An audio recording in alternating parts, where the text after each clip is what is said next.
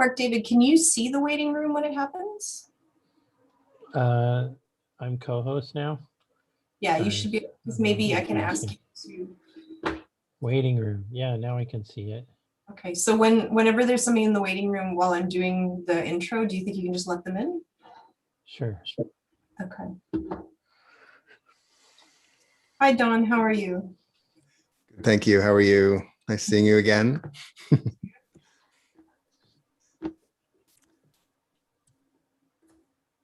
Okay, well, what do you guys think? Should we get started, maybe? Or wait a few more minutes? Any thoughts, Mark David? I'm fine waiting a little bit. Yeah, I could go or wait.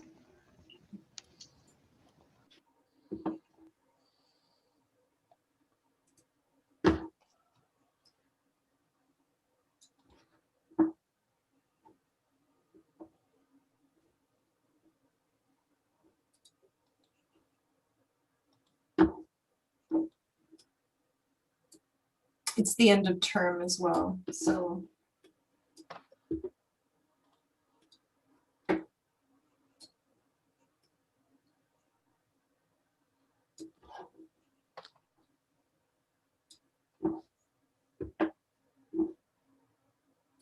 Okay, you know what? I would actually like to get started. I think just because I do have to leave early, so I'd rather start sooner so that I can stay longer for the Q&A, if that's okay.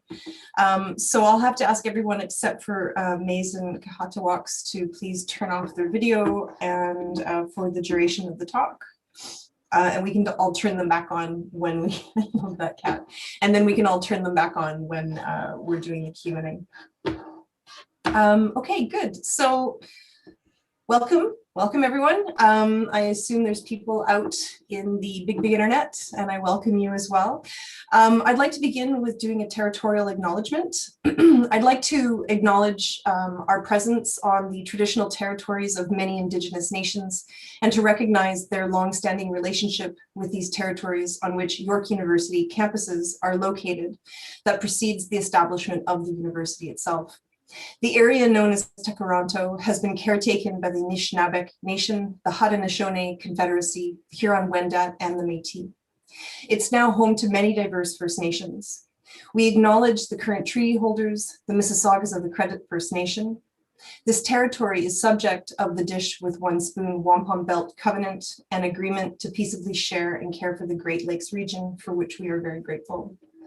In addition to this, we in the Department of Computational Arts in AMPD would also like to acknowledge that the virtual networks on which our activities and gatherings are sited is a product of the Silicon Valley and Zoom's headquarters that are located on Muwekma Ohlone territory. So I'd like to thank you all for being here today. We're very pleased to have been able to invite these two people who are both artists and game designers and currently living and working in Montreal. But before I get started, I'd like to remind you that tomorrow, April 22nd at 1 p.m. Eastern Standard Time, we will be hosting Solon Kiratli, who will be delivering the talk, Sounding Agents of Practice of Embodied and Technologically Mediated Voices. So please see the most recent DCA communications that went out today for that. So today's talk, which is very exciting, is titled Designing Our Futures, the Skins Workshop and the Next Gen Indigenous Digital Media Makers. So I'd like to introduce our two speakers today. The first speaker is Kahentawaks Tiewishaw, is a Bear Clan Kanien'kehá visual artist from Kanehsatake. Her practice includes 3D modeling, illustration, game making, and sculpture. She is the Skins Workshop Associate Director with Aboriginal Territories in Cyberspace, so AbTeC, and the Initiative for Indigenous Futures, also known as IF. She graduated from Concordia University with a BFA, specializing in computational arts. Kahentawaks is deeply interested in video games as a vehicle for Indigenous cultural expression and experiences, as well as their capacity to facilitate the healing of intergenerational trauma. The other speaker that we have today is Maize Longboat. He is Kanien'kehá from Six Nations of the Grand River and was raised on the unceded territory of the Squamish Nation near Vancouver, BC. He is a developer relations manager with Unity Technologies and served as the Skins Workshop Associate Director with AbTeC and the Initiative of Indigenous Futures, which is how I know Maize. And he did that from 2019 to 2021. He holds an MA in Media Studies from Concordia University. His MA research examined Indigenous video game development through the production of his own game, Terra Nova, which I guess you'll be showing us as well, right? Yeah, so, and it's also an award-winning cooperative platformer with an interactive narrative. Anyway, with that, I would like to introduce our two speakers and I will give you the floor. Thank you very much. Hi, everybody. I'll just turn on my presentation so that everybody can see it. All right. So, welcome to our talk. My name's Kahentawaks Tiewishaw, and thank you, Jane, for that lovely introduction. I'll just start off by telling you guys a little bit about myself. I'm a Kanien'kehá digital artist and the Skins Workshop Associate Director. I'm Bear Clan from Kanehsatake. I have a BFA specialization in Computation Arts, but you guys heard all this already in my introduction. I'm also deeply interested in video games as a vehicle for Indigenous culture and experience, as well as the capacity to heal intergenerational trauma, and you'll see a bunch of that in my work when I get into it later. One of the first things I want to talk about is kind of explaining what AbTeC and IF is, and sort of my trajectory for how I ended up working there. So AbTeC stands for Aboriginal Territories in Cyberspace, and the goal of AbTeC is to ensure an Indigenous presence in cyberspace and in the virtual worlds out there on the internet and in video games and all over the place. And AbTeC is co-directed by Jason Edward Lewis and Sḳwx. And AbTeC conducts IF, or the Initiative for Indigenous Futures, which is a partnership of universities and community organizations dedicated to developing multiple visions of Indigenous people in the future.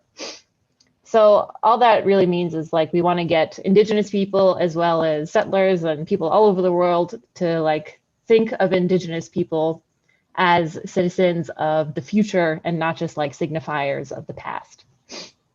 So we accomplish these two distinct goals in 4 ways: through the Skins workshops, which is really my wheelhouse, the residencies, symposia, and the Indigenous Digital Art Archive. So that said, I'll tell you how I became affiliated with AbTeC. So it's a fun fact that I was introduced to AbTeC 13 years ago when I was in high school, and I participated in their very first Skins workshop. It was a video game workshop, and it was kind of funny because it was the first one, so AbTeC was still kind of learning how to teach these kinds of things, and we didn't actually end up with a super polished game in the end, but we were still very proud of what we did. It was hosted at Kahnawake Survival School, which is a high school in Kahnawake.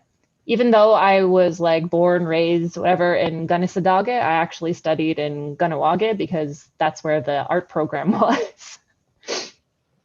So before this workshop, I didn't really consider myself a digital artist at all. The only experience I had with digital art was drawing in MS Paint on my parents' crappy old computer.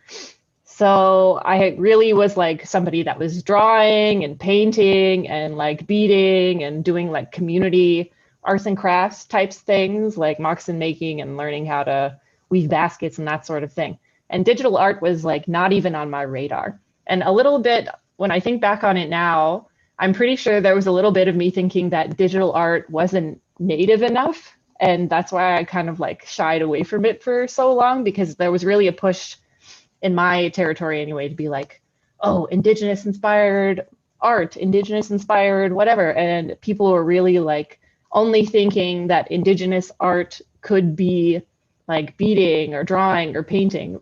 So like it wasn't even in my realm of thinking that digital art was a possibility. And it now seems very silly because when I went on to participate in this workshop, I was like, wow, I had never even considered like all of this media that I'm consuming that's coming from outside of my nation and outside of my people. Like I could totally appropriate that and use it for like my own needs, which seems very obvious now in hindsight, but you know, you live and learn. So this is the game that we made in the first Skins workshop. It was called Odzi, Rise of the Kanien'kehá Legends. And it was all about being this hunter walking through kind of a haunted forest up into a village where you would eventually fight the Flying Head. And the Flying Head, if you're not familiar with it, is a, I'm pretty sure, Iroquois or Haudenosaunee legend that's like in all of our communities, where it's like kind of the story from my reserve anyway. They say it's kind of the story of how like dog became man's best friend. And I love it. So that's what we decided to make that video game about. And in that workshop, they really taught us like 3D modeling, character design, level design, some programming and concept art. And it was like this whole new world for me that I had never even considered, like art, you know? So that this is what we made. We were very proud of it, even if it didn't run properly in the end, because for a lot of us, it was the first time that we saw our own culture and our own, you know, stories reflected in this type of media, because we've all seen like the types of things community cultural centers make. So it's a lot of self-published books and pencil crayon drawings, or maybe some paintings, and maybe that might just be my reserves experience, but yeah. So this was completely out of left field, and all of us were very excited to see it because it was like, wow, I spend so much time playing video games and I'd never even considered the possibility of seeing me and my people on the screen. So yeah, I graduated from that high school and I went on and I spent like the next 7-ish years trying to figure out what I wanted to do. I had been introduced to digital art, but I wasn't 100% convinced yet. And I think I was a little nervous because I had gotten a glimpse into how all this stuff is done. And it seemed very overwhelming and a little bit hard. So when I went to college, I kind of like reverted back to what I knew and was like, okay, well, I'm going to take some more drawing and painting courses and figure out my life and see if that's what I actually wanted to do. So I did that in college, and then I graduated without really having any type of clarity. So I took a break from school and decided to just work for a while until I like discovered or found my inspiration for what I wanted to do. So I ended up working for Mega Bloks, which I'm pretty sure most of you guys have heard of. And if you haven't, they're like a branch off of Mattel. So a big corporation. And after 4 years of that, I kind of discovered, wow, working for a big corporation kind of sucks. So I wanted to go back to school. And when I was thinking about what I was going to study going back to university, I remembered the Skins workshops and that Jason was running a program at Concordia University. So I was like, you know, this is kind of, I've been introduced. I know that I could like it. I know that if I applied myself, I could probably excel in that program. So I applied and reached out to Jason, and he actually wrote me a really nice letter of recommendation. So I got into the program, and yeah, that's really how I got into the program, was because Jason referred me, I think. And I went back to school and fell in love with 3D modeling again, even though I thought it was very difficult and this big intimidating thing in my previous years.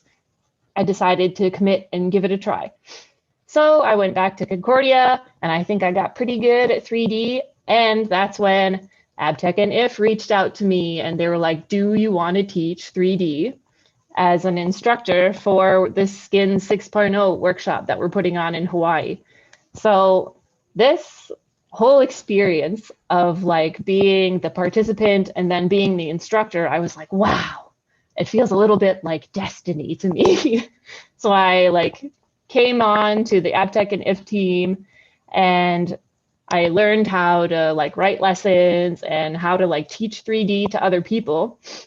And then we flew off to Hawaii for like a month, which that whole experience, I might be sounding dramatic when I say it, but I do think in a lot of ways it changed my life and my perspective on how I would think of Indigenous people.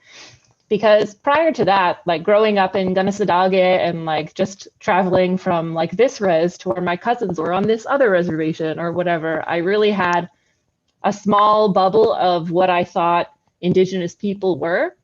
So before Hawaii, I would, if you were to ask me, oh, what are Indigenous people? I would just think, oh, Iroquois or Haudenosaunee, or like really nations that were present in the Americas. But then I didn't think of places like Hawaii or even all over the world where they have their own nations of Indigenous people. So that just like completely opened my eyes to like, wow, there's other Indigenous nations out there. And even though we're so far apart geographically, a lot of the times we're fighting for the same things. So I felt like so empowered and so inspired. And I was like, wow, I suddenly, like I went from feeling like this isolated Indigenous artist living on my reserve, kind of keeping my head down, to like, I'm a citizen of the world almost, with like all these other Indigenous people. So I was just like completely blown away with that whole experience. And that's really a lot of ways that that workshop inspired me to make my own games. Even though I already knew that was something I wanted to do, like seeing other Indigenous people use this technology in a way that I would want to use it was like, wow, I've got to start making my own games. And when we came back from Hawaii, I did make my own game. So I made this as like I think I made it for an independent study. Yeah, I did it for a course, but I also got like a milieu undergrad fellowship to kind of pay for some of the expenses of it. But yeah, I made this game called Negira, which translates to teachings. And it was really kind of a game about respecting the land and taking care of the land so the land can in turn help take care of you. And the story of the game was all about this young girl named Sďwx who follows her grandmother around while her grandmother teaches her the traditional names and roles of the flora and fauna on their territory. And the characters and environments were very heavily inspired by my childhood growing up in Kanehsatake, because my family considers ourselves as traditional people. And my childhood was really like spending a lot of time outdoors. I went to like a Mohawk immersion school to try and learn the language. I participated in all of our traditional ceremonies. Did a bunch of like traditional singing and dancing and all that kind of thing. And on top of that, for the summers, we spent a lot of time growing like traditional tobacco and traditional crops. So I was pretty steeped in the culture. And I think that is really reflected in this first game. And it's kind of like a theme that carries out through like all of my work, is my traditional upbringing.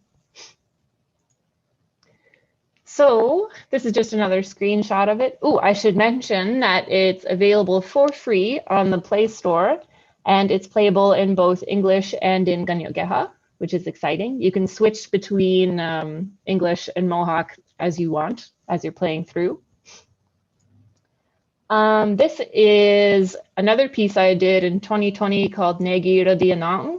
It was a VR game or experience, whatever you want to call it, that was all about the experience of an Indigenous girl going through the foster care system.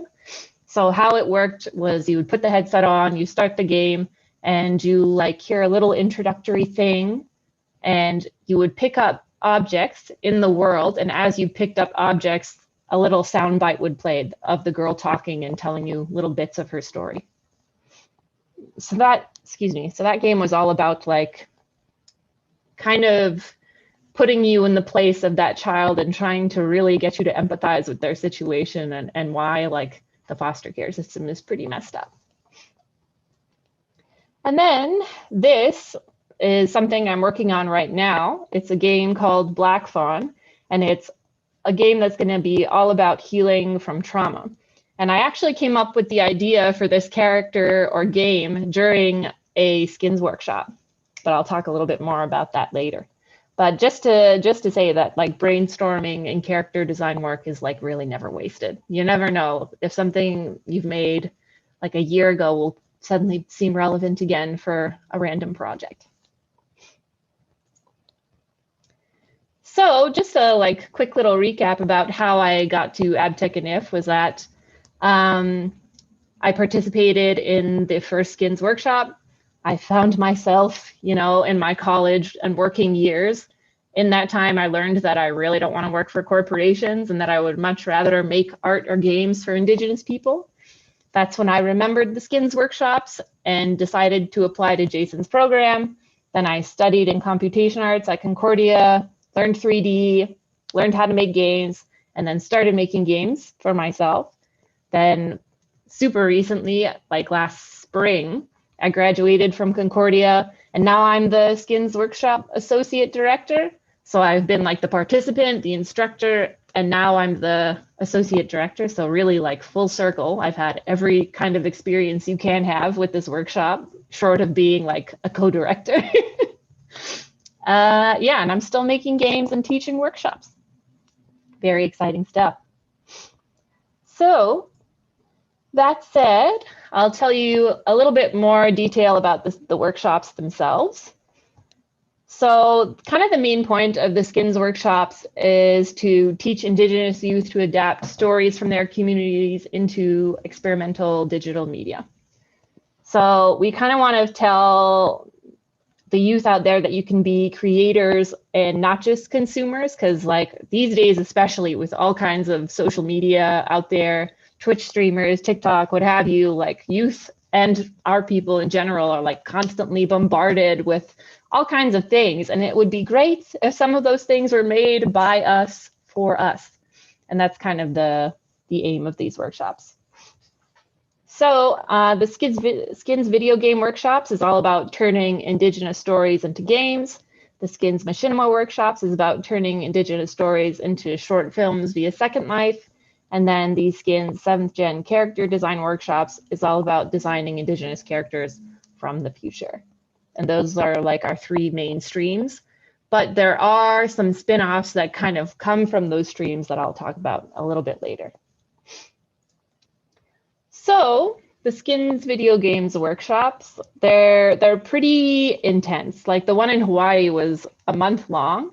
But in there, we'll teach participants character design, level design, sound design, programming, 3D modeling, and also lessons on how to use game engines, which is kind of like the container for a video game. It's what holds everything all together and makes stuff work. And in our Skins Machinima workshops, we teach a little bit of script writing, storyboarding, character design, how to customize Second Life avatars and environments, because our Machinima workshops are primarily held in Second Life. And also a little bit of how to edit stuff that you filmed in Second Life. And if you're not familiar with the term machinima, it's a combination of the words machine and cinema, and it basically just means like a film that you've captured in a virtual space. So like the really obvious famous example of a machinima would be like Halo's Rooster Teeth thing, red versus blue, that a bunch of us probably saw however many years ago that was. And I actually have a short video of a machinima that I can show you guys right now. And this is a machinima that Maize and I helped teach some participants at the Mackenzie Art Gallery to make. I think, I'm not really sure how many years ago that was, but yeah.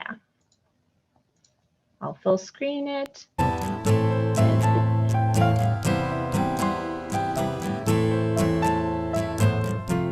Hopefully the sound is working.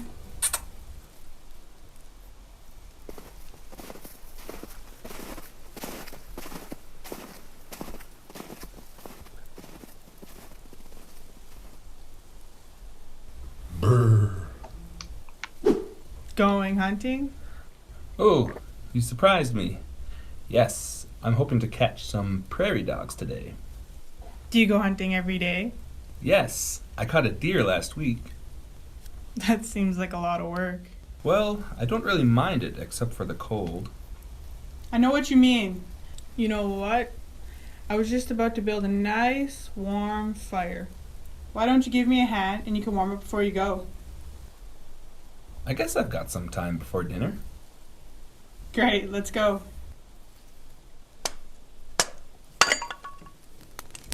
You're a really hard worker. Thanks, I try. Whew, I'm tired.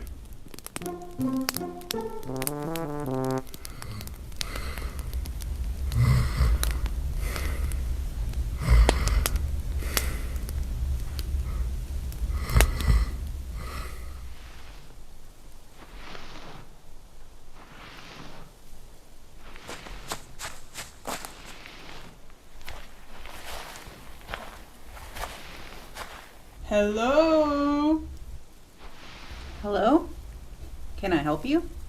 Yes, I saw the smoke from your fire, and I was wondering if I could come in and warm up. Of course. Sit down. Would you like some tea? Oh, thank you. I would love some.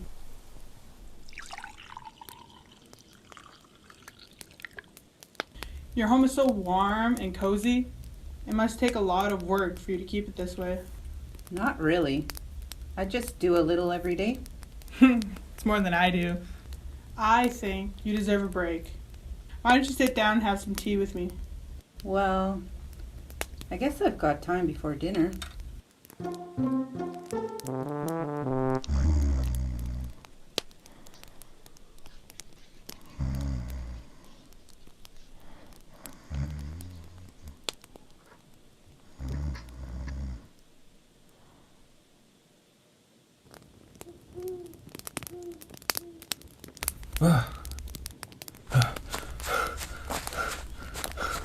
I'm late for dinner.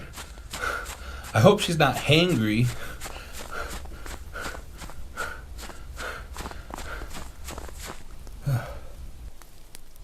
How dare she? Wife, wake up. What's going on? It's already dark? Sweetheart, I'm so sorry. Where is our supper? How dare he?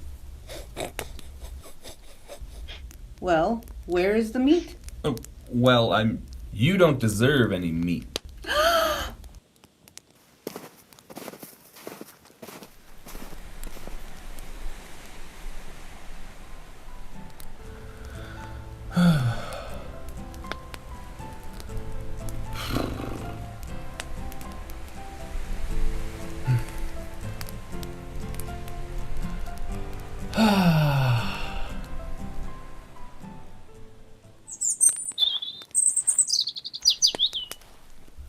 Oh, sunshine, am I ever glad to see you.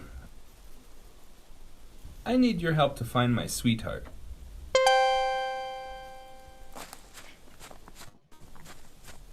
Hey, son. Thanks for coming out today. It really helps to have your light and warmth. Can you see her?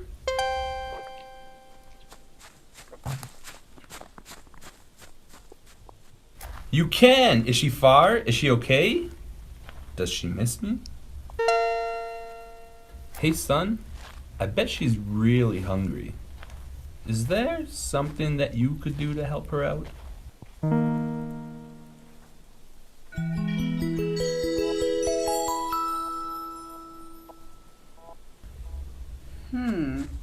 What are these little things?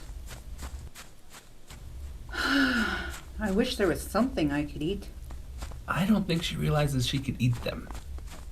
Maybe something brighter?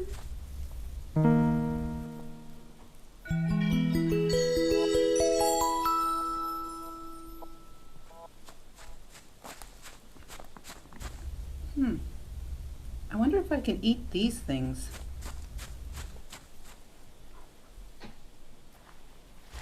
It looks like she didn't notice these. I know.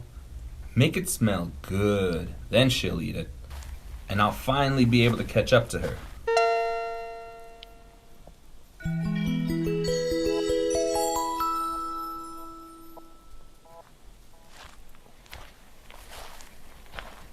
These smell delicious. Alrighty. I think I'll stop it there just to be sure I don't take up too much time. So that's just a little example of the types of things that we produce with our machinima workshops. And then the last sort of workshop stream is the 7th gen character design stream, which is all about getting participants to create a character or imagine a character that is Indigenous, living 7 generations in the future. And part of why we think it's important to get participants and people in general to think of Indigenous folks in the future is that a lot of the times, like when we've been depicted in media in general, we're always kind of like signifiers of the past. We're like, oh, this once proud nations or whatever, like those types of things. And a lot of the time, the portrayals aren't really what we want. You know, they're a lot of the time they're really stereotypical, negative portrayals of Native people. So getting our own youth and our own nations to make media that portrays us not only in an accurate way, but in a positive, thriving way in the future is kind of like ensuring our place in it, because it's not, we're not saying like, oh, we're not going to be here. When the future comes, natives will be long gone. It's like a complete rejection of that idea.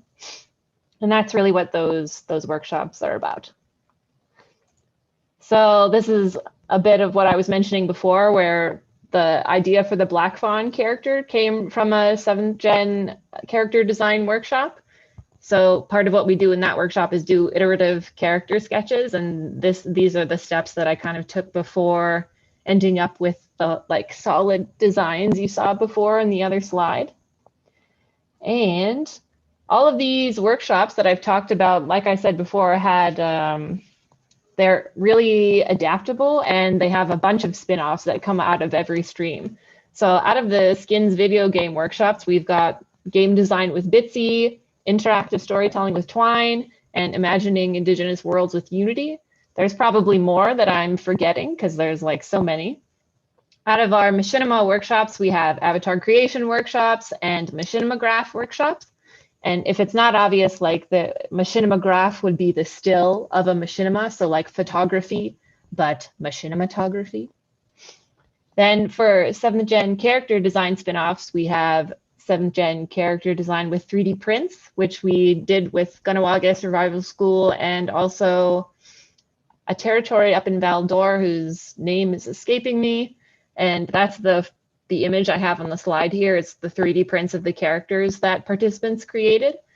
And our most recent spin-off is 7th gen tech design with Blender, which is kind of a lot of the same ideas, but instead of imagining a character 7 generations in the future, you're imagining and creating the technologies that Indigenous people will be using in the future. And yeah, that's pretty much it for my part of the presentation.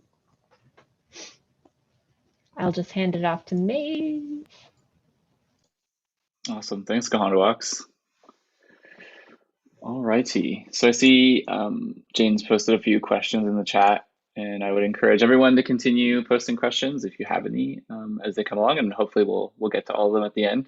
But yeah, it's really great. I have a long-ish, not as long as Kahentawaks, but a long history with AbTeC and IF as well, and Skins too. So I'll get into a little bit of that when I present, but I'll mostly be presenting on my own work as an Indigenous video game developer. So I'll share my screen as well. How does that look? Can you see my title thingy? Okay, cool. So yeah, for those of you who might have trickled in late or didn't hear the introduction, I'm Maize Longboat.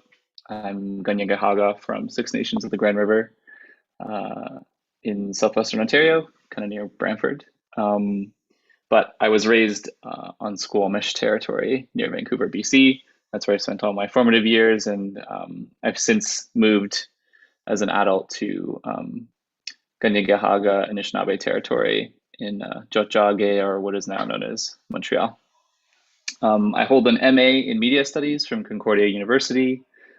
That's where I met Kahentawaks, and currently I am a developer relations manager at Unity Technologies here in Montreal.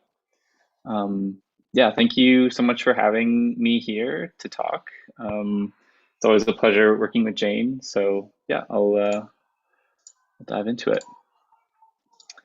This is where I like to start a lot of my presentations, just a little about my work, because I think it says some interesting things about where I started my journey thinking about and playing and engaging with and creating video games. So yeah, the picture on the left is me, obviously, as a young lad playing on my family computer, just living large, loving life. But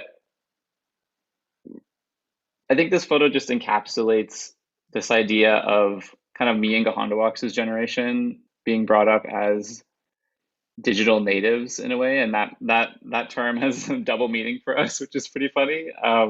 But you know, Kahentawaks and I have never really known a world without things like personal computers in our homes and things that connect us out into the broader world. Not just like one-way lines of communication through like radio or television, but like we could actually affect people and things outside of our little immediate kind of digital spaces. So yeah, I think that deserves mentioning. And then also just the Game Boy and Pokemon and Blockbuster there. I remember going to Blockbuster when I was around this age, maybe a little bit older, and my parents renting me like this exact setup, you know, Pokemon Blue and a green Game Boy Color, and it just being like the highlight of my life. Like I got to be transported into a fantasy type world where I could really become a hero, and the thing that made me feel really engaged and interested in this type of media was this game. So fast forward a couple of years later, and I'm, instead of playing Pokemon, I'm playing World of Warcraft, and I'm encountering this race of playable characters called Tauren, who live atop these big mesas in the plains, and they also dress in this quote unquote very stereotypical trope informed idea of like Native American iconography, and they're building teepees and using totem poles, and it's all just a mess because Blizzard, the company that created World of Warcraft in this world, obviously didn't know what they were doing when they were trying to create this this race of playable characters. I think, you know, now in hindsight, it's pretty clear to see that like the lack of consultation is glaring. But to me at the time, as like a 11, 12-year-old person, Indigenous person, I was actually really excited about this. Not that I thought, you know, the totems or teepees were cool or whatever, but because there was an Indigenous presence in this game that was more than just like an enemy, but was actually like a living, breathing part of the world and really informed like the world's story and how it was shaped. So I played as a Tauren. It was my first World of Warcraft character, and it was liberating. It felt really exciting. I've since learned, you know, through my studies and through talking to people and all of these other amazing Indigenous made games that have come out, that this isn't really acceptable anymore. It still happens, unfortunately. But I think there's some really amazing work being done by Indigenous communities and individuals to make games and make media that reflect Indigenous perspectives 100%. The big AAA studios and big budget companies have a long way to go still. But I'm encouraged to see kind of where we're headed. I think change is happening quickly, but obviously not as quickly as we'd like. So through that, I'm kind of jumping ahead, kind of past my high school into my university when I was doing my Bachelor of Arts in First Nations and Indigenous Studies at the University of British Columbia. I came across AbTeC, and I came across really amazing projects that AbTeC had done, like Cyber Powwow and Time Traveler TM, and encountering for the first time like the Skins video game workshops that Kahentawaks was talking about, and learning about Otzi and learning about all of the different types of like machinimas and stuff that were being produced by AbTeC, and just being really interested and enthralled again, because here, you know, I was a Mohawk person like on the West Coast, and having grown up on the West Coast, only being able to kind of visit my community every once in a while. And even though like that connection was strong, it wasn't like an immersive thing. So I think Time Traveler TM in particular, Sḳwx Machinima web series, was a really amazing moment for me as a learner, because I kind of got to see a story of like a Mohawk person in the future, and this really amazing journey that Hunter, the protagonist, kind of goes on throughout time, and kind of like finds himself as like a Kanien'kehá person. So just it got AbTeC on my radar. Eventually, to where I started, you know, seeing the game, how they were connected to Indigenous video games, and wanting to kind of take the next step and dive into learning more about all of the different games that were being created. So here are just a couple moving images of Kanehsatake, which is the game that we created in Hawaii, that me and Kahentawaks are part of the team for. On the top left there, this is the fishing mini game that I helped design and create with a lot of help. I'm no means a programmer. And on the top right, this is Thunderbird Strike by Dr. Elizabeth LaFonce, who is a pretty famous Anishinaabe and Métis game designer and scholar.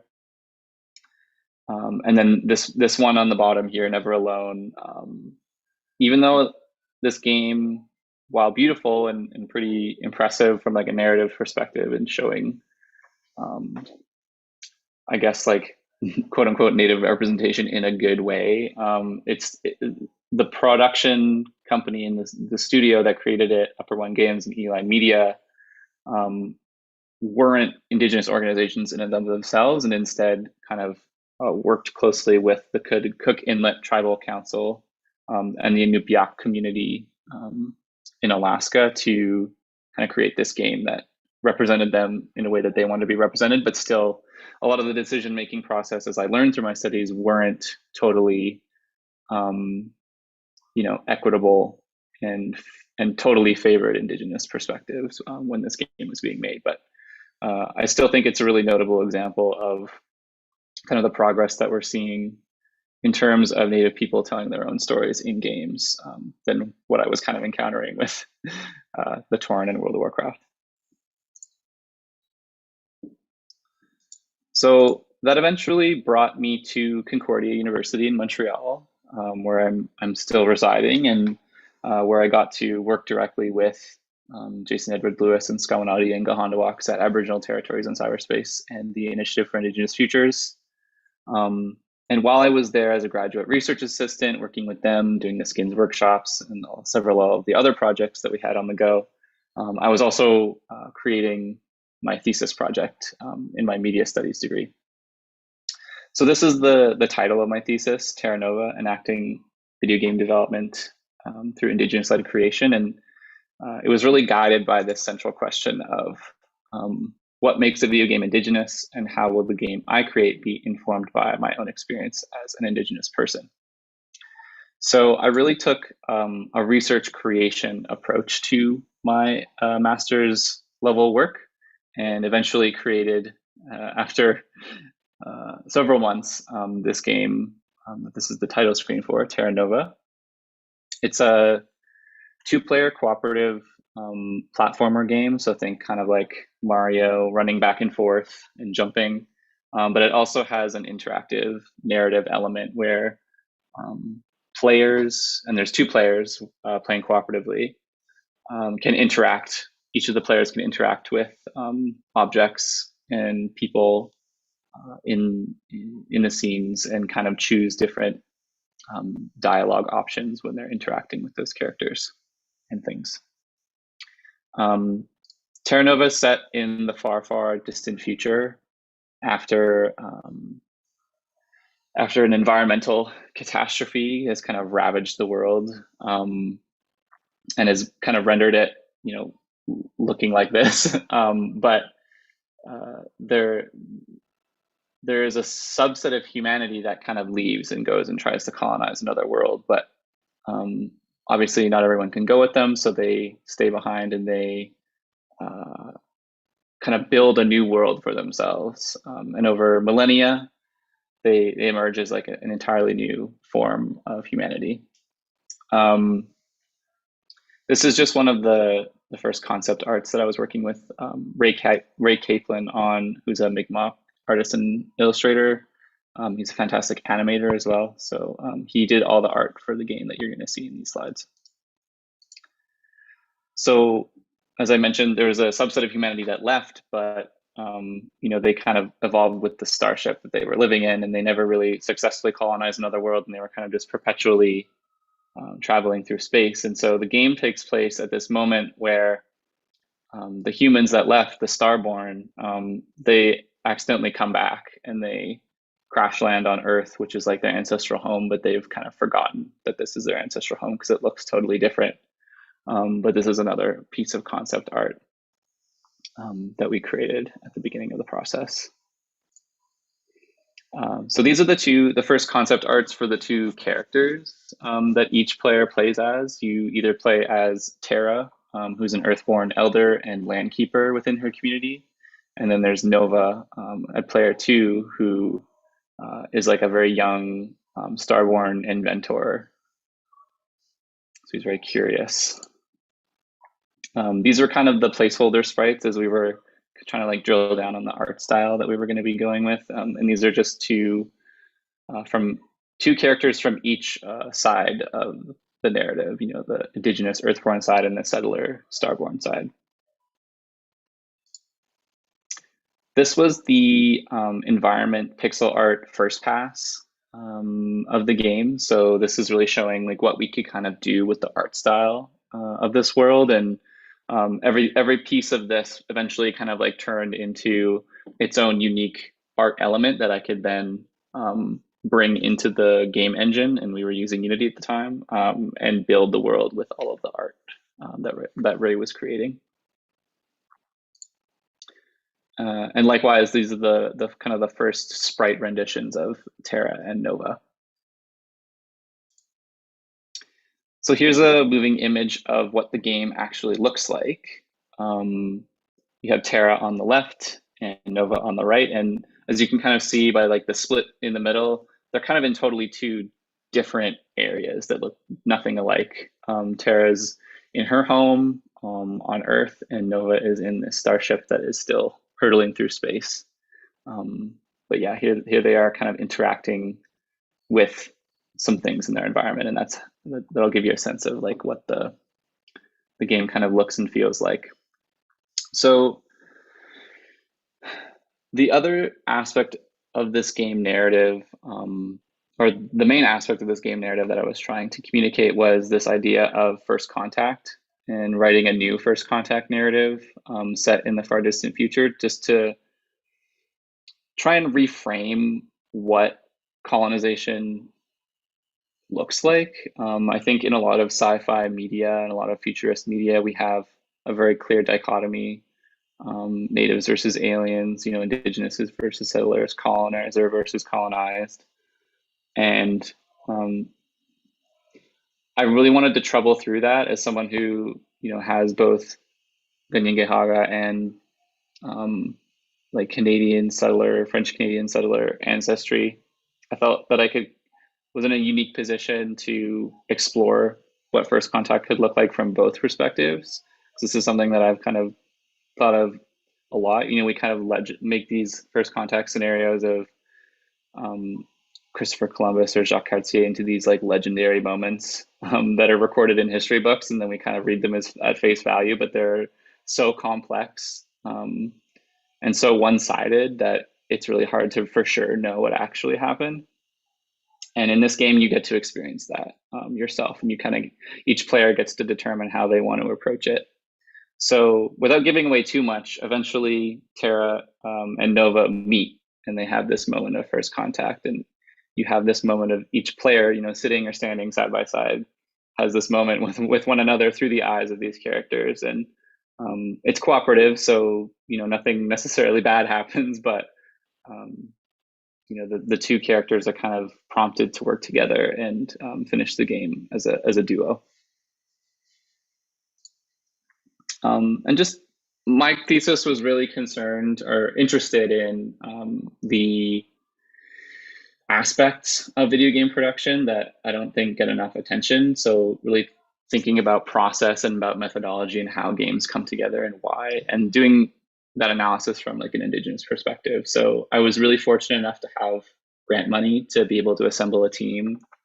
We were not cats, but we all had specific roles within the game team. So I was the producer plus the person on the far right. I did a lot of different things. I managed my team members. I recruited them. I also wrote the whole narrative, and I implemented a lot of the art and the dialogues into the game. And I also made sure people were paid fairly and on time. We also had a sound designer who did all of the unique sounds for the game, and we had a technical director who did all the programming and design and all of the technical aspects of using Unity that I just didn't have enough experience or knowledge of how to do myself. So super lucky to have those two on board. And also Ray, I mentioned, was the artist who did all of the art and the animations that you see in the game. He really did a monumental amount of work. And I'm really, really indebted to these folks because, like I said, this was the first game I kind of made. So, I mean, I'd touched other projects in the past, but this was the first one I was directing and kind of envisioning from start to finish. Couldn't have done it without them. So after finishing Terra Nova, I started as the inaugural Skins Workshop's associate director in the back half of 2019. And I really enjoyed being an artist educator for Indigenous youth. I got a lot out of that. And I mean, unfortunately, with the pandemic hitting kind of less than 6 months after I started that job, we were able to kind of like figure out this new way of doing workshops online. Previously, we'd been traveling pretty much everywhere to give these workshops in person, but I think the proudest moment for me in that role that Kahentawaks is now in is, figuring out a way to do it and bring it to people in a way that maybe actually worked better for them to kind of join from home and learn remotely. Since leaving that position, I've joined Unity back in February, and Unity, I mentioned I used to create Terra Nova, and we've taught Unity in the Skins workshops. But I'm now at Unity as a developer relations manager. And this role is, it's really interesting. I'm basically like an account manager for the most intense Unity users out there, like these big studios, which is really interesting. I get to kind of see the backside of like the industry, which I don't know, that sounds weird, but I get to see behind the scenes of a lot of what's going on in the games industry and even other industries. Unity is a really powerful tool for doing like real-time 3D work.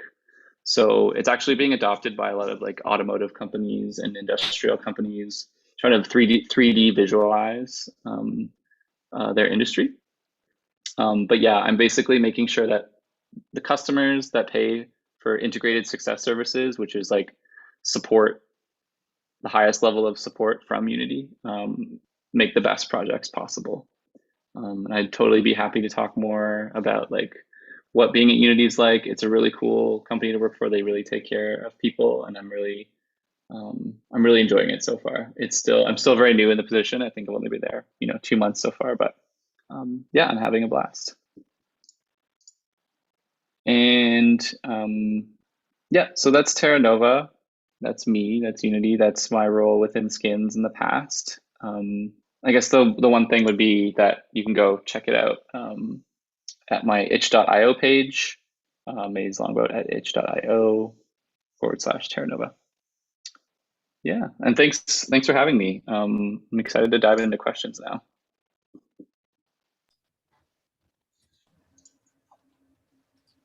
Okay, so I think I'm going to take over as MC. I always forget applause on Zoom. I don't know why, but thank you so much. And something about Zoom. I'm going to take over as MC because Jane has to duck out soon. And anyway, Jane put a bunch of questions in the chat, but as co-host, I think I'll let the guests go first. So does anyone have any questions here? And if you're on YouTube, you can ask questions in the chat window there and we can address those as well.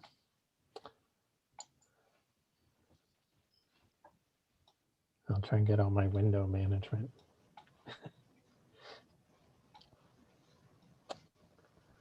Okay, well, let me shoot. So can you talk a little bit about how certain stories are selected for the Skins workshop? Do you do it in consultation or in advance? So the way that stories are selected is there'll usually be a point in the workshop where we have to sit down with participants and be like, what do you want this game or this machinima or whatever to be about? And at that point, we'll start asking them to come in with either local stories or legends that they might know, or maybe even something that they've come up with. And we'll all sit in a circle and talk about the different aspects of those stories and what would be the most conducive to be making a video game. So it's really the participants that are choosing which stories that they want to bring in, and also which stories or elements of the stories that they want to pursue and incorporate in the thing that they're making. Can I ask a question about that? Is there ever any stories that that the elders don't want told in games? Like, are there any times where a story's been rejected, or can you talk a little bit about the politics there, I guess? Sure. So I think it's pretty well known in most of the Indigenous communities out there that there are stories or practices or what have you, things that are just for us and that aren't to be shared with the masses.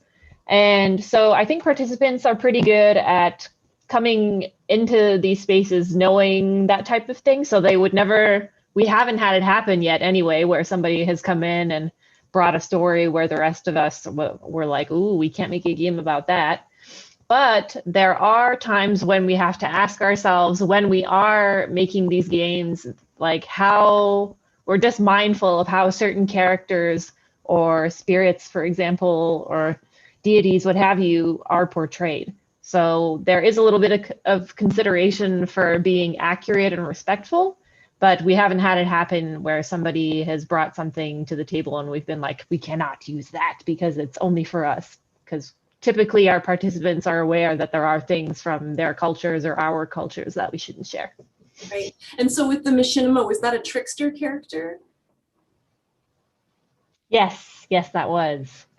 And so people take like relative license to sort of say, okay, this is what the trickster is going to be in this context. Oh, cool. Yeah. Mm-hmm. Yeah, and just about the Heartberries story a little bit more. We were in Regina, and that's Negira territory. So we had a couple of Negira participants, and this was a story, about coyote that everyone was basically familiar with at the time. And it's funny, we've done two with the Mackenzie Art Gallery, and both of them have the same coyote character with Sďwx in it. And so, yeah, I mean, I would agree with Kahentawaks. Like, people are pretty good at, noting, in terms of participants, noting what's good to use and maybe what's a little bit more protected. But at the same time, I think Skins does a really good job of making sure that's an open conversation all the time. That if anyone has a concern, it can be brought up and we can talk through it, and we don't have to do something if people aren't comfortable with it. It's always an open dialogue and negotiation. Are there stories that you found that are difficult to express through new media, maybe because of like the structure of, for example, game structure affords certain kinds of narratives that might not, let's say, facilitate certain stories appropriately. Do you understand what I'm asking? Or? I could use a bit of clarification. I'm not sure about Maize. I guess it you know, because I was kind of riffing a little bit off this idea of appropriating media, like the reverse of appropriating that you mentioned, and so and it made me think that, you know, that new media potentially has this tendency to only favor, like, let's say, Western narratives or certain kinds of narratives, and maybe not others, and that they wouldn't afford, you know, narratives that don't fit within that kind of like hero's journey, or, you know, these kind of like classic narrative arcs that you experience, and I guess that's what I'm getting at. Yeah, so the only thing I can kind of think of that is kind of a way for me to answer that question, because if you really want to turn something into a game, there are a bunch of different ways that you can do it. Like you're either adapting the way you're making the game to fit the story, or you're adapting the story to fit the kind of game that you want to make. But the only thing that I've really kind of encountered as that kind of problem might be, personally, from my experience anyway, because I have done or wanted to do a little bit of work where it was like translating word for word a traditional legend that I grew up hearing. And part of the struggle I had with that was like translating the language, which was like a word for word translation, or translating like the overall meaning of the sentence. So that was really like the only example of like the story not fitting into like a traditional structure of a game, or even like fitting into the English language even. So I had to kind of like just give the general vibe of the sentence instead of giving like this word to this word, like the direct translation. I hope that answers your question. Yeah, maybe it's a little bit too specific. Patricio, did you have a question, or you put your hand down?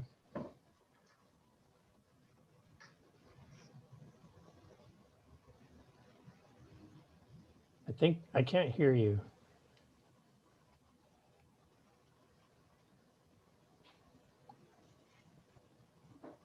Sorry, I don't think we can hear you. I have two mutes on, so I turned off one and turned off the other. I'll backtrack. I just wanted to say thank you for your presentation, and how wonderful it is to see people representing their culture, and how important that is for cultural reproduction, and going beyond survival, but going into sort of flourishing culture. So it's really it's so apparent in what you guys do. I kind of have a similar question to what Mark David was talking about, but more about the mechanics of turning story into game, because of that sort of really, one is quite linear and the other one is so interactive. And so do you feel like you are finding game structures that have that sort of like more linear aspect of like from start to finish, as opposed to really branching out open worlds? Like, do you favor one over the other because of the storytelling aspect, or are there other things that I haven't thought about yet? I love that question. I'll answer from my perspective. So when I was thinking about Terra Nova and what I wanted it to be, like right at the beginning before I had people come on in the team or anything, I definitely wanted to try and make something that was more open world and more open-ended and more immersive / experiential, where the player or players would be kind of really themselves in defining the story. But as I kind of looked more into that, I felt like I didn't know how to design that as well. I think it's a totally other skill versus, doing a more linear experience, which Terra Nova ended up being. to kind of get your point across and make sure you hit all the boxes of the things that you want to do. That being said, I've since taken the Terra Nova IP, I guess, for a lack of a better term, and created 3D kind of walking simulators of both of the environments that players can, that people can go check out. And that's a lot more open-ended. There's only so much you can do in the space, but it's kind of a non-linear space that never ends.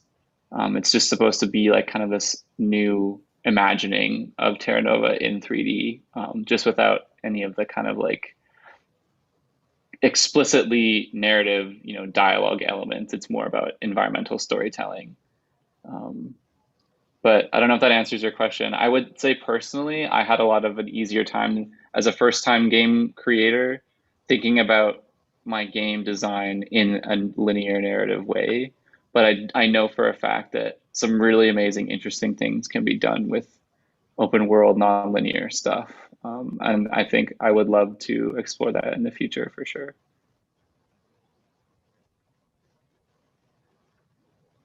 Okay, super. Yeah, I think that's exactly what I was getting at too. So thanks, Patricio. So let's see, we had a couple more from Jane. So can you talk a little more about some other initiatives that IFF does, for example, the symposiums? And then as a follow-up, is there one coming up and what is the theme? So unfortunately, I'm like very much focused on the skins workshops aspect of the Initiative for Indigenous Futures. I know that we do have some type of symposia coming up, but I can't speak too much to it because I've really been like focusing on the workshops for the past 4-ish months. So I don't have too much information about that. My apologies. If I can just add, I also don't know a ton of the details. I remember there being talk about it happening, being hosted in Yellowknife by our partner, Western Arctic Moving Pictures. But in terms of the latest info, I don't know either. I can say in the past, it's been multi-day symposia with amazing thinkers and artists and community members from all over the world, thinking about Indigenous futurisms and presenting their work. Last time we met was in Winnipeg at the end of 2017. And we did end up live streaming all of the sessions. So I would imagine that even if we're back in person for the next symposia, or if we're still digital, it'll be accessible digitally. And everyone should kind of keep their pulse, go follow AbTeC on social media, and you'll learn about it first. Is there a specific age group for your workshops? And there's kind of a few questions along these lines, like how do people get selected? How can students apply for them and find out about them? So there isn't really a specific age group in general. There have been instances where we'll run a workshop and we'll say this workshop is from ages like 16 to 25, but we've had participants that are like still in high school to participants that are like bordering on like elders. So it's for everybody, for just depending on who's hosting the workshop and where it's being hosted and who it's like for, there will be like an age bracket applied to it. How people get selected usually is either we or the person hosting the workshop will put out some type of feelers to like gauge participation, to be like, would you want to participate in this type of workshop, either on like social media or however through their like networks. And then people usually apply, and the host or us, AbTeC and IF, will select from the pool of prospective participants. And the way you would find out about them, the best way is to honestly follow our social media accounts. I think we have an Instagram, a Facebook, and something else I might be forgetting. But Instagram and Facebook are the main two. Super. And are there any more questions from the audience? I think I just have one last question. So we can all see the questions, but it's okay. It's good for the video. Do you have any advice for young game designers in our program? How might they figure out a path for success in games? Great question. I mean, this is a kind of a cliche answer, but do what you know, or if you don't think you can do what you know, try and learn. For me, making Terra Nova was a really personally enriching experience, and I designed it in terms of creating thinking about the project and planning the project. I designed it in a way that I think would bring value to my life and to myself as a scholar and as someone interested in questions about Indigenous video game development and immersing myself in that process. I feel like I designed the Terra Nova project with that in mind, and then learned about, the production process of how you actually get from an idea to following through and actually producing a game that people can enjoy and play all around the world. So yeah, do what you know, but always push to learn more. Game design is something that's super flexible, and it's always changing. In my role at Unity, I'm just seeing how much things change and how quickly things change. So remaining flexible and adaptable and open-minded is key when you're making stuff like this, because that's the other thing too about games is like they're so multidisciplinary. You have writers, you have programmers, you have artists, you have sound people, you have producers, you have movie makers too, when we think about cinematics in games. So there's really pretty much every kind of creative field touches games in some aspect. So yeah, just keep learning and keep trying new things, because the field's always innovating. Okay. Thank you very much, Maize and Kahentawaks. It's really great to have you here, and I think we're out of questions. So I think we'll end it here. And like I say, I really appreciate you coming out. And for those of you who are haven't had a chance to check it out, we have our online exhibition, and this event is part of our end of year showcase. And so I should probably have a link ready, but I don't. But it's you can find us on Facebook and Twitter and YouTube at DM York U, and that'll direct you to our exhibition. So, all right. So thank you very much, and yeah, have a great week and everything. Thank you so much, everyone. Take care. Bye.